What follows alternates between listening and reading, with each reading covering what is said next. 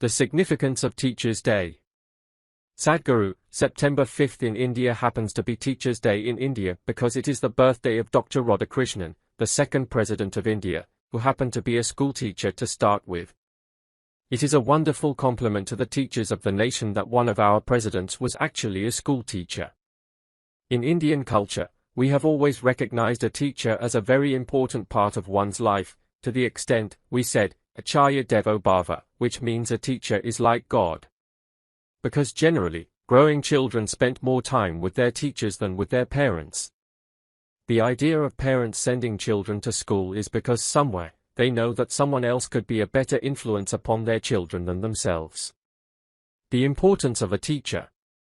People think there is no longer any significance to a teacher in today's generation because everything that a teacher can say, the internet can say. But a teacher has a significant role in the making of an individual human being, in the making of a society, a nation, and the world at large. In fact, I think the significance of teachers has gone up manifold because the burden of delivering information has been taken away from them. A teacher's job becomes mainly to inspire and enhance a student as a human being, which has always been the main task. A teacher is no longer just a tape recorder who reads something and rattles out some information to you. He or she is someone who is going to make a student's life by inspiring them to be in a certain way. Largely for many children, which teacher is teaching a particular subject determines whether they love or hate that subject. If a student identifies with the teacher, if the teacher is inspiring enough, the subject suddenly becomes interesting. A teacher definitely plays a big role in the process of enhancing capabilities and developing a child's interest in a particular subject. The qualities of a good teacher. If we have to build any nation into something worthwhile, the highest caliber of people should go into school teaching. What kind of influence the child comes under in those first 15 years determines many things about their life. The best quality of minds, the highest level of integrity and the most lively levels of inspiration should go into the making of a teacher.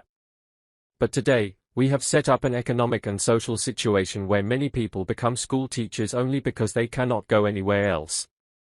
This is not true for all teachers, of course, but this is happening with many teachers. This has to change. If this does not change, we will not build a society of any substance. We will build very low-quality human beings, a low-quality society and low-quality nations. Intelligence, integrity and inspiration.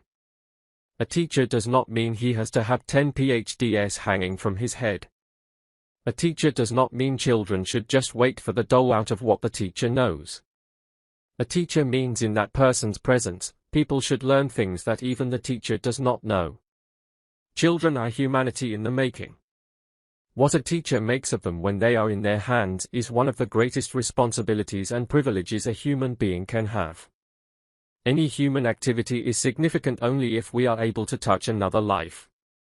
That you can actually shape another life is a tremendous privilege. When such a privilege is being vested in someone's hands, it is very important that the highest caliber of minds, and the highest integrity and inspiration goes into that. Teacher, does a teacher need to have the quality of being popular? Sadhguru, yes, popularity is important. By popularity, I do not mean populism and compromise. But if you are not popular, everyone will work against you and you will not be effective.